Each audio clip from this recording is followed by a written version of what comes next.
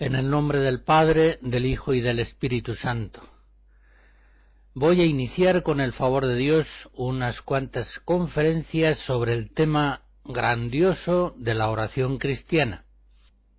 Comienzo diciendo aquello que los discípulos en Lucas 11 le decían a Jesús: Señor, enséñanos a orar. Y también recuerdo en este momento las palabras del apóstol San Pablo en Romanos 8, cuando nos dice que el mismo Espíritu viene en ayuda de nuestra flaqueza, porque nosotros no sabemos pedir lo que nos conviene, pero el mismo Espíritu intercede por nosotros con palabras inefables. Ven, Espíritu Santo, y enséñanos a orar en el corazón de Cristo.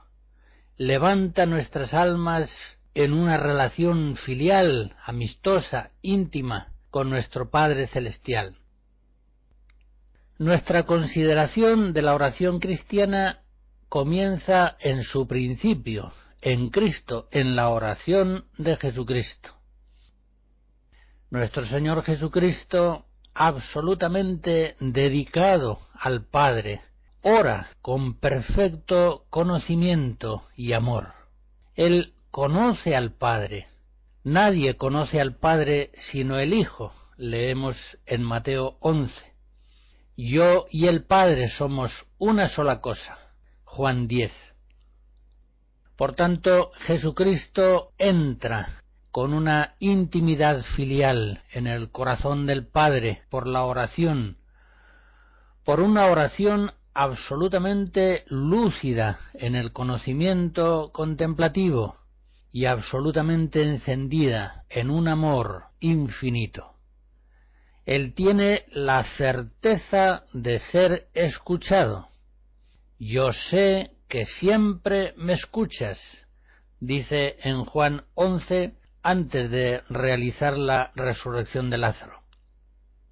Y es en ese misterio sagrado de la oración donde la conciencia filial de Jesús en cuanto hombre alcanza su plenitud. Es preciso que yo me ocupe en las cosas de mi Padre. Lucas 2. Siempre Jesús está unido al Padre en oración, su oración es continua. Por eso dice en Juan 8, yo no estoy solo, sino yo y el Padre que me ha enviado. Por otra parte, la oración de Cristo es la oración del mediador de la nueva alianza, es el nuevo Adán, el que ora por toda la humanidad. Podríamos decir que la mediación salvadora de Jesucristo fue realizada en tres modos fundamentales. En primer lugar, Cristo hace de mediador predicándonos el Evangelio, revelándonos a Dios. En segundo lugar, Cristo hace de mediador en su función sacrificial, ofreciéndose por nosotros en el sacrificio de la cruz. Pero en tercer lugar, Cristo es mediador en su función orante, por la cual glorifica al Padre en el nombre de toda la humanidad e intercede sin cesar por los hombres, presentando, como se dice en la carta a los Hebreos, capítulo 5, presentando oraciones y súplicas con poderosos clamores y lágrimas. Por tanto, Cristo nos ha salvado predicándonos el Evangelio, ofreciéndose por nosotros en la cruz y orando con poderosos clamores y lágrimas como abogado nuestro. Y ahora en el cielo, Cristo continúa alabando al Padre y continúa intercediendo ante Él siempre por nosotros, como sacerdote perfecto. En Hebreos 7 se asegura que tenemos junto al Padre un abogado, un intercesor que vive siempre para interceder por nosotros. El Cristo glorioso y resucitado, el que nos amó hasta entregar su vida por nosotros, vive siempre junto al Padre, intercediendo continuamente por nosotros con su oración. Nos importa mucho conocer la oración de Cristo, porque la oración nuestra ha de ser una participación en su oración, ha de ser dejarle a Cristo orar en nuestra mente, en nuestro corazón, nuestros labios. Y los evangelios nos dan ciertamente los rasgos fundamentales de la oración de Cristo, aunque sin duda hay en ella un misterio oculto que no podemos conocer, la intimidad profunda de la oración de Cristo. Pero, como digo, los evangelios nos dan datos muy importantes sobre su oración. Sabemos que unas veces era llena de gozo y de alabanza. Por ejemplo, en Lucas 10, en aquel momento se sintió inundado del gozo del Espíritu Santo. Estaba predicando, estaba rodeado de gente, y exclamó: «Yo te alabo, Padre, Señor del cielo y de la tierra, porque has ocultado estas cosas a los sabios y entendidos, y las has revelado a la gente sencilla, a los pequeños. Sí, Padre, porque así lo has querido». Esa exclamación de gozo parece como un eco del Magnificat de la Virgen María. Ella también se alegra en Dios su Salvador, y se alegra de que ensalce a los humildes y resista a los soberbios. En otras ocasiones el Evangelio nos muestra a Jesús pidiendo, por ejemplo, en el sermón de la Última Cena que nos narra San Juan, pide insistentemente por los discípulos para que se mantengan unidos en la caridad y su unión sea una manifestación de la unión de la Santísima Trinidad. En ocasiones, por ejemplo, en el Huerto de los Olivos, la oración de Cristo es angustiosa, llena de tristeza, está sudando sangre, Lucas 22. Pero en todo caso, siempre el corazón de la oración de Cristo es su conformidad con la voluntad del Padre. El amor que le une al Padre hace que la voluntad humana de Jesucristo se identifique incondicionalmente con la voluntad del Padre providente. No se haga, Padre, mi voluntad, sino la tuya. Lucas 22. Toda oración cristiana ha de tener, por tanto, este fondo continuo, buscar y pedir la voluntad de Dios, que la voluntad de Dios sea conocida y realizada con la ayuda de su gracia. Jesús de Nazaret nos da la fisonomía de un hombre orante, siendo así que como maestro, como profeta enviado por Dios, su vida tiene una forma activa. Pero, sin embargo, nos dicen los evangelios, Lucas 5, por ejemplo, que acostumbraba retirarse a lugares solitarios y allí se entregaba a la oración. Es decir, el mismo Jesús en su vida daba testimonio fiel de la verdad de sus enseñanzas. Él decía que es preciso orar en todo tiempo y no desfallecer, Lucas 18, y eso es lo que él hacía, orar en todo tiempo y no desfallecer. Normalmente Jesús, como sabemos, oraba a solas, en solitario. Todavía sus discípulos no habían recibido el Espíritu Santo, el Espíritu de la filiación divina. Por tanto, no estaban en condiciones espirituales para unirse a Jesucristo en la oración. Se retiraba a orar a solas, por la noche, en lugares solitarios. Y notamos que se entregaba especialmente a la oración en los momentos más importantes de su vida y de su ministerio. Vemos en los evangelios, concretamente en San Lucas, que es el que más atento está a la oración de Cristo y en general al tema de la oración, Vemos en San Lucas que antes del bautismo, antes de la elección de los 12, antes de la confesión de Pedro, antes de enseñar el Padre Nuestro, Jesucristo estaba en oración. Es muy significativo, por ejemplo, que la enseñanza del Padre Nuestro la da a los discípulos porque ellos le ven orar, y cuando vuelve de su oración le piden: Señor, enséñanos a orar. Lucas 11. Merece también la pena señalar que la transfiguración de Jesucristo en el monte se produce mientras oraba. Es un dato que nos da también San Lucas en el capítulo 9. Por tanto, en Jesús, acción y contemplación se alternaban y se unían armoniosamente. En Lucas 21 se nos dice que Jesús enseñaba durante el día en el templo y por la noche salía para pasarla en el monte llamado de los Olivos. Y no solamente había una alternancia de tiempos de oración, tiempos de acción, incluso durante la misma actividad intercalaba en ocasiones breves oraciones, algunas de ellas recogidas en los Evangelios. Por ejemplo, antes citaba aquella Yo te alabo, Padre, Señor del cielo y de la tierra.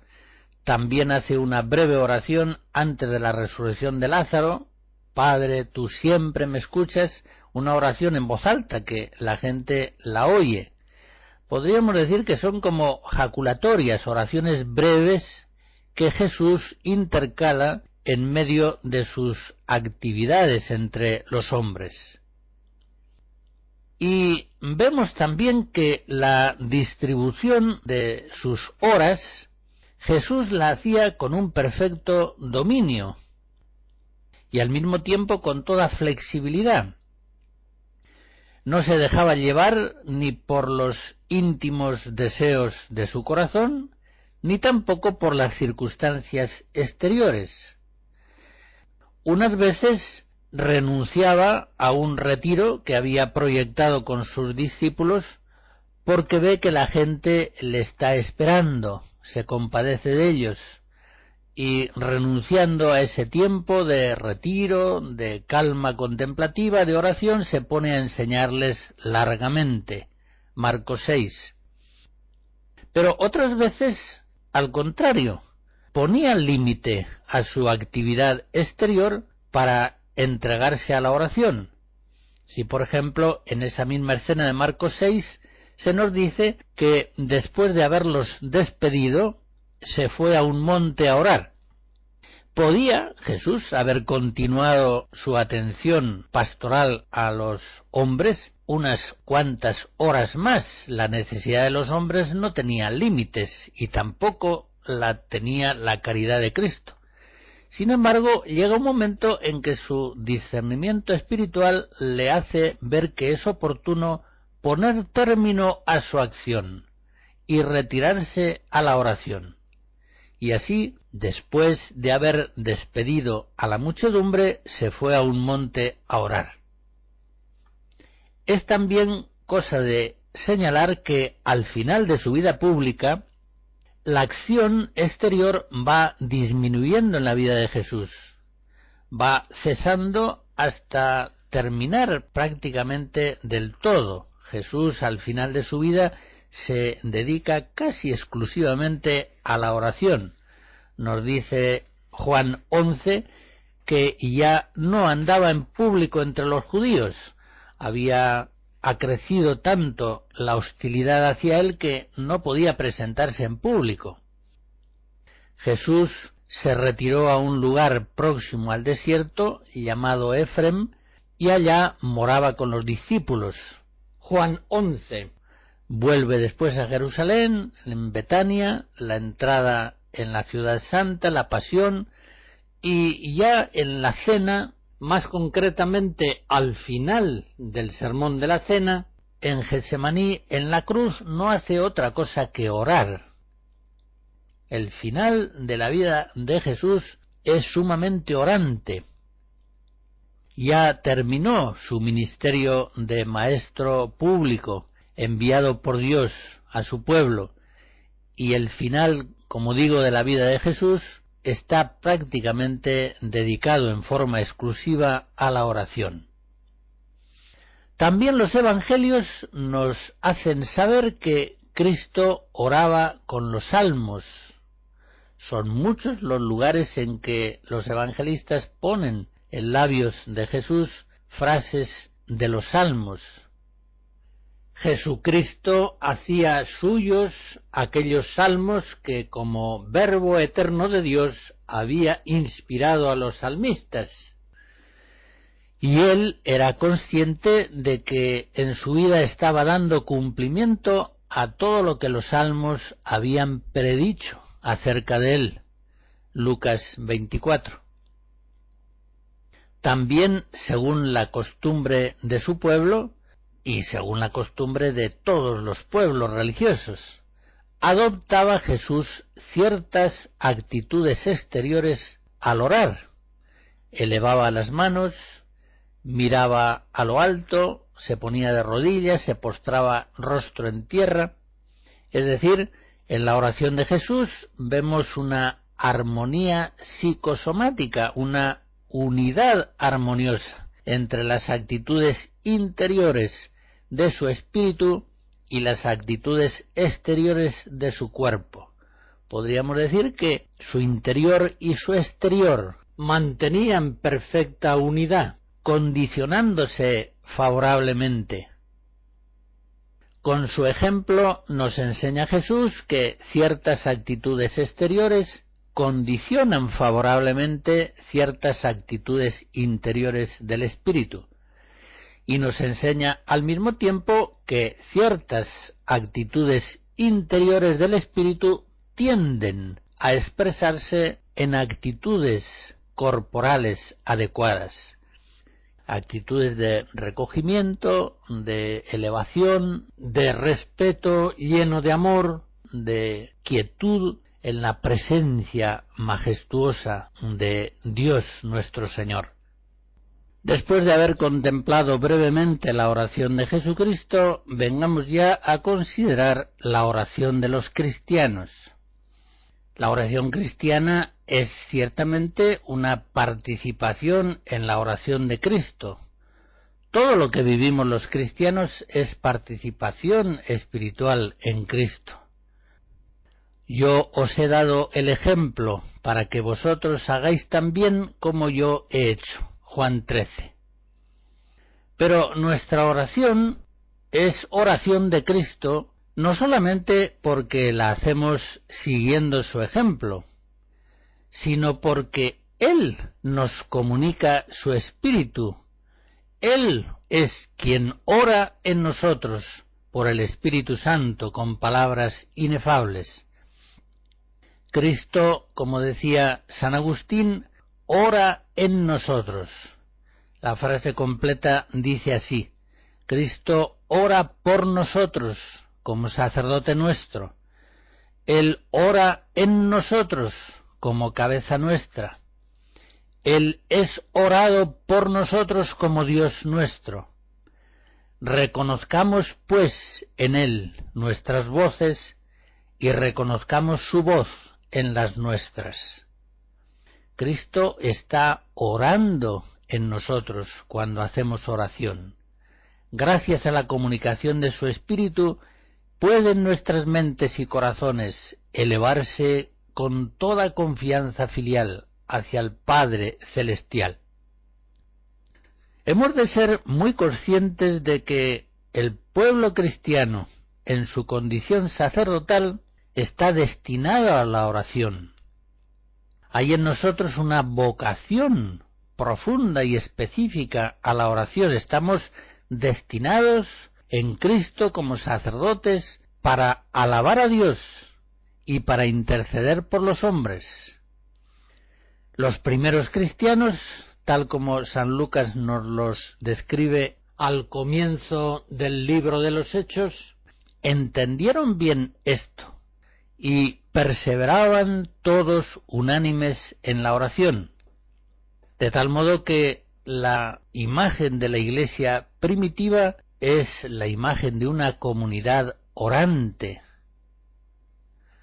Los que habían creído perseveraban en escuchar la enseñanza de los apóstoles, perseveraban en la unión fraterna, la coinonía, en la fracción del pan, la Eucaristía, y en las oraciones. Hechos 2:42.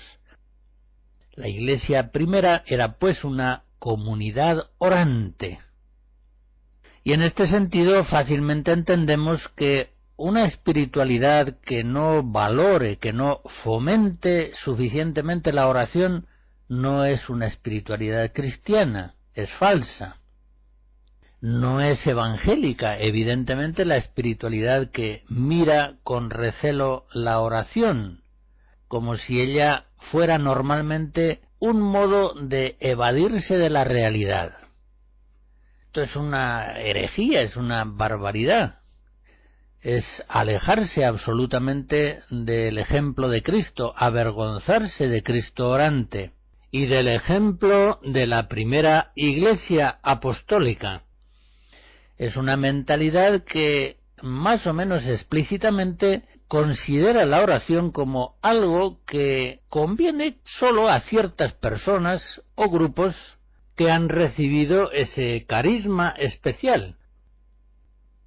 En esta actitud, la proporción acción y oración va siempre en favor de la acción y asigna a la oración una importancia claramente secundaria. Ya se entiende que estamos ante una concepción voluntarista, moralista, ética de la vida cristiana, que lleva en sí un gran error de fondo. Si los cristianos hubiéramos sido llamados al reino en la calidad exclusiva de siervos, como empleados, como funcionarios, como soldados, en ese caso la oración no sería esencial en nuestra vida. Bastaría con que cumpliésemos nuestras obligaciones de siervos, de empleados, de funcionarios, de soldados. No es estrictamente necesario que un servidor entre en amistad con su señor, o un soldado con su capitán, o un empleado con su patrón. Basta con que cada uno de ellos cumpla las obligaciones que le son propias. Pero sucede que los cristianos hemos sido llamados al reino en cuanto hijos de Dios, 1 Juan 3, como familiares de Dios, Éfesos 2, como amigos de Cristo, Juan 15, ya no os digo siervos, os digo amigos.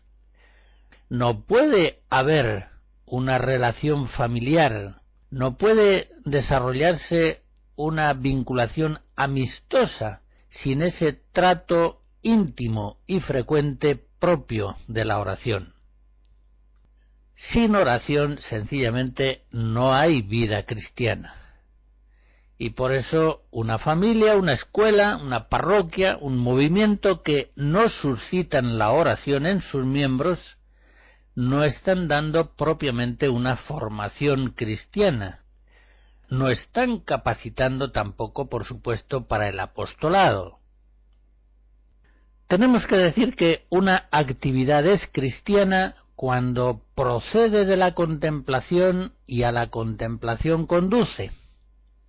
La actividad que no tiene su origen en la fe contemplativa, la actividad que incapacita para la oración, no es una actividad propiamente cristiana. El Concilio Vaticano II, en la Constitución de Liturgia, en el número 2, nos dice que lo humano ha de estar ordenado y subordinado a lo divino, lo visible a lo invisible, la acción a la contemplación y lo presente a la ciudad futura que buscamos. Ciertamente no hemos de contraponer la acción con la oración. Ora et labora es un lema perfecto. La oración y el trabajo han de complementarse, potenciarse mutuamente. Pero sin duda entre los dos la primacía la tiene la oración.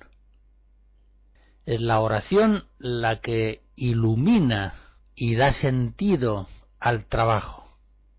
El trabajo ha de iniciarse en la oración, ha de transcurrir en ella por medio de la oración continua y ha de conducirnos a la oración de alabanza, de acción de gracias, a la oración de súplica. Intento dar una definición de la oración cristiana. ¿Qué es la oración cristiana? Es una relación personal, filial e inmediata del cristiano con Dios, hecha a la luz de la fe y en el amor de la caridad. Creo que es una definición exacta, es una relación personal, pero no de cualquier tipo, es una relación filial. Y además es una relación inmediata, porque en forma mediata continuamente estamos en relación personal y filial con Dios. Ya comamos, ya bebamos, ya hagamos cualquier otra cosa, siempre hemos de hacerlo todo para Dios con una ordenación de amor hacia su gloria. Hago referencia a 1 Corintios 10. Pero son relaciones mediatas a través del trabajo, a través del ejercicio de la caridad fraterna, etc. Nos relacionamos filialmente con Dios. Pero en la oración lo típico es que esa relación personal y filial se hace inmediata. El mismo Dios es el objeto de nuestra atención, de nuestro pensamiento, de nuestra intención. Lo propio, lo peculiar de la oración es que ella nos une a Dios inmediatamente, focalizando en Él, en el mismo Dios, todo cuanto hay en nosotros. La mente, el corazón, la memoria, el afecto, la palabra, incluso el cuerpo. Es fácil encontrar colecciones de definiciones sobre la oración. Puedo recordar algunas que nos ayudarán a conocer bien su realidad teológica y espiritual. Así, por ejemplo, San Juan Clímaco entiende la oración como una conversación familiar y unión con Dios. Evagrio Póntico entendía la oración como elevación de la mente a Dios. San Agustín la ve como conversación del corazón con Dios. San Ignacio de Loyola suele tratar de la oración en términos de coloquio, es decir, de diálogo con el Señor. Santa Teresa de Jesús entiende que orar es tratar de amistad, estando muchas veces tratando a solas con quien sabemos que nos ama. Vida 8, una definición muy hermosa. La oración efectivamente es un trato, una conversación amistosa con quien sabemos que nos ama, con el Señor. Santa Teresa del Niño Jesús, en los manuscritos autobiográficos, en una ocasión dice que para mí la oración es un impulso del corazón, una simple mirada dirigida al cielo, un grito de gratitud y de amor, tanto en medio de la tribulación como en medio de la alegría. En fin, sigue diciendo, la oración es algo grande, algo sobrenatural que me dilata el alma y me une con Jesús. También una definición descriptiva preciosa. Hago notar que la oración cristiana tiene una estructura claramente trinitaria. Oramos al Padre en Cristo bajo la acción del Espíritu Santo. En primer lugar, oramos al Padre. El mismo Señor Jesús así nos lo mandó. Cuando oréis, decid Padre, Lucas 11. Y eso es precisamente lo que el Espíritu Santo hace en nuestro interior cuando, en ayuda de nuestra flaqueza, viene a nosotros para orar en nosotros. ¿Qué es lo que dice? Dice en el fondo de nuestras conciencias, Abba, Padre. Romanos 8. Esa es, por otra parte, la práctica constante de la Iglesia en su liturgia. Si nos fijamos, todas las oraciones litúrgicas se dirigen al Padre. Lo invoca como Dios, Dios eterno y misericordioso, otros términos equivalentes, y después de una breve invocación y alabanza viene la súplica por nuestro Señor Jesucristo, tu Hijo, etc. Es decir, son oraciones siempre dirigidas al Padre. Incluso había concilios antiguos que establecían esto como norma, que la oración litúrgica, la oración dicha desde el altar, se dirigiese siempre al Padre, obedeciendo así la voluntad de Cristo. Pero en segundo lugar, oramos en Cristo, oramos en Él, con Él y por Él. El Vaticano II nos dice que Cristo está presente cuando la Iglesia suplica y canta salmos. Sacrosanctum Concilium 7. Cuando oramos es Cristo, nos decía San Agustín, quien ora en nosotros. Él es quien nos comunica el Espíritu para que conozcamos al Padre y le amemos con el mismo amor que Dios se tiene a sí mismo, con la fuerza del Espíritu Santo. Y en tercer lugar, oramos por el Espíritu Santo, que, como he dicho ya varias veces, viene en ayuda de nuestra flaqueza y ora en nosotros de modos inefables. Esa es la condición de la oración cristiana, una oración que no parte de nuestro propio espíritu, parte del Espíritu Divino, que nos ilumina y nos impulsa. Por supuesto que esto hay que entenderlo con discreción, como todas las cosas espirituales.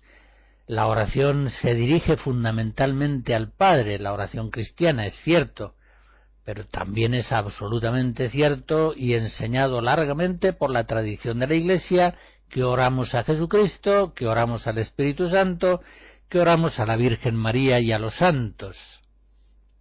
Pero no olvidemos esa orientación final definitiva de la oración al Padre Celestial, que está en lo escondido, que ve en lo secreto, que escucha nuestra oración, Mateo 6. Ese Padre de las luces, de quien procede todo bien y toda dádiva perfecta, Santiago 1. No olvidemos que nos mandó Jesucristo, cuando oréis, decid Padre. Y cuando nos enseña a orar y nos da la oración del Padre Nuestro, nos enseña a invocar al Padre Nuestro que está en los cielos. Según la enseñanza que acabo de recordar, la oración es primariamente obra del Espíritu Santo en la mente y el corazón del hombre. La oración no es, pues, una acción espiritual que comenzase en el hombre y terminase en Dios, sino que la oración cristiana es una acción que comienza en Dios, actúa la mente y el corazón del hombre y termina en Dios. Dicho en otras palabras, Dios es el comienzo y el fin de la oración cristiana. Por tanto, la oración es un misterio de gracia. Todas las cosas de la vida cristiana, todo el ejercicio de las virtudes, todo lo que es cristiano está impulsado por la gracia. Evidentemente, la oración es una acción de gracia. Evidentemente, la oración la realizamos los cristianos bajo el auxilio de la gracia. Y la gracia la da Dios, es don de Dios.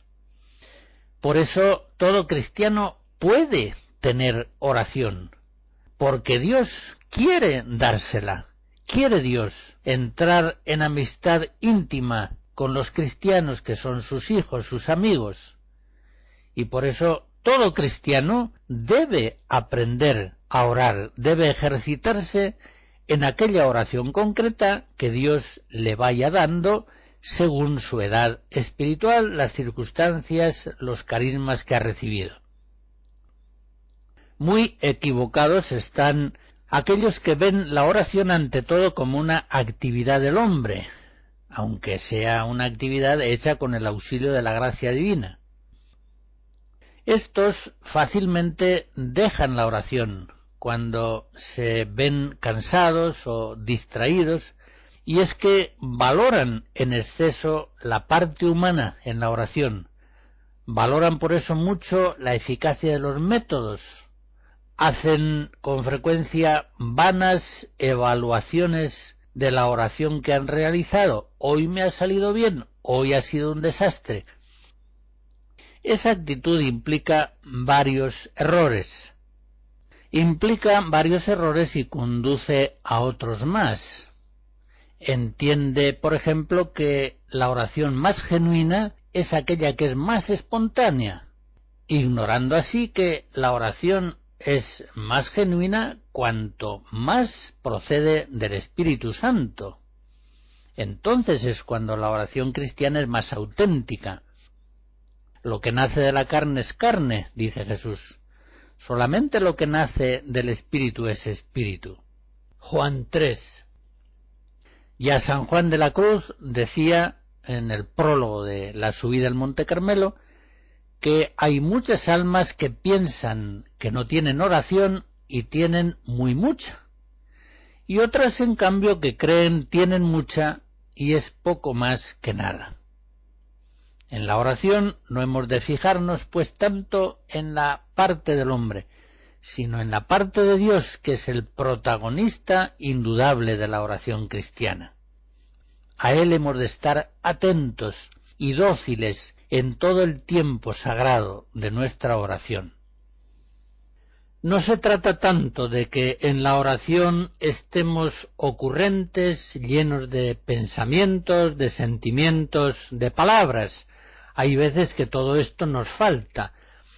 Nuestra oración es grata a Dios en la medida en que la hacemos en Cristo, bajo la acción del Espíritu Santo que obra en el fondo de nuestras conciencias. La oración es lo más grande, lo más precioso que hay en nuestras vidas. La oración ilumina nuestras mentes, nos desengaña de los errores del mundo y del maligno. La oración nos da discernimiento para conocer la voluntad de Dios en todas las circunstancias de nuestra vida. La oración alegra nuestros corazones. En ella encontramos nuestro descanso en el trabajo, nuestra confortación en la debilidad, en las penas. En la oración salimos de esa soledad que a veces puede afligirnos. Estamos en la compañía continua de Dios. En la oración captamos amorosamente la presencia en nuestros corazones de la Santísima Trinidad, el misterio de la inhabitación. La oración nos mantiene siempre en la esperanza de la vida eterna, no deja que nos perdamos entre las cosas del mundo que nos rodean. La oración nos mantiene en comunión con las tres personas divinas, pero también con la Virgen, con todos los santos, con los ángeles. No estamos solos. Vivimos en un mundo de gracia, alegrado por la santidad de las personas divinas, por los santos, por los ángeles. Decía antes que la oración es lo más grande, lo más precioso, lo más indispensable que hay en nuestras vidas. Supónganse que nos encierran en un campo de concentración, que nos quitan la palabra divina, los sacramentos, la comunión con los hermanos en la iglesia, nos dejan solos en un medio frío, oscuro, lúgubre. Si no nos quitan la oración, no nos quitan nada, seguimos teniendo a Dios en nuestro corazón. En la oración cumplimos lo más profundo de nuestra vocación cristiana e incluso de nuestra misma vocación humana. Hemos sido creados para ser testigos de la gloria de Dios, de la bondad de Dios, de la hermosura de Dios, para darle gracias. No pueden hacer eso las montañas, los animales, los árboles, los mares. Es el hombre quien ha recibido conocimiento y voluntad para poder conocer y amar a Dios, para poder alabarle y darle gracias, y también para suplicarle, para pedirle por las necesidades propias y las necesidades de toda la humanidad.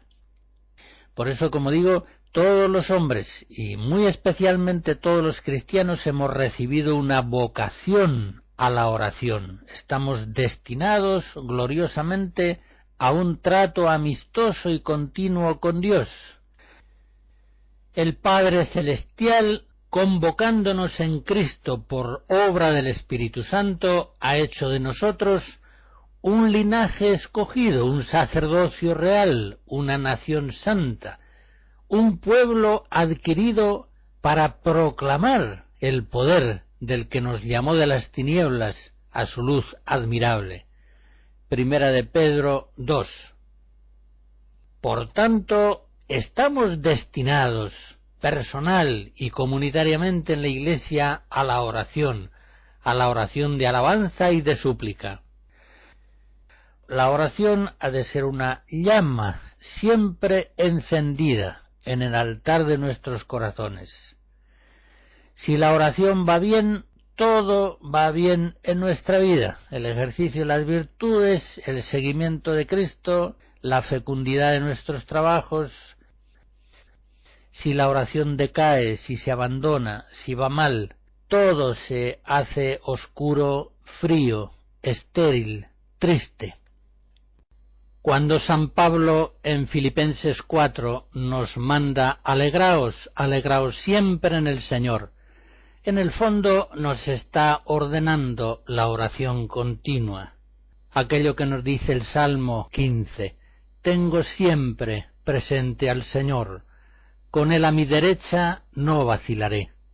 Terminemos pues esta primera conferencia sobre la oración volviendo a las súplicas iniciales. Señor, Señor Jesús, enséñanos a orar. Ven Espíritu Santo, ilumina los corazones de tus fieles, encendiendo en ellos el fuego de tu amor, para que podamos orar. Ven en ayuda de nuestra flaqueza y ora en nosotros con palabras inefables. La bendición de Dios Todopoderoso, Padre, Hijo y Espíritu Santo, descienda sobre ustedes y les guarde siempre. Amén.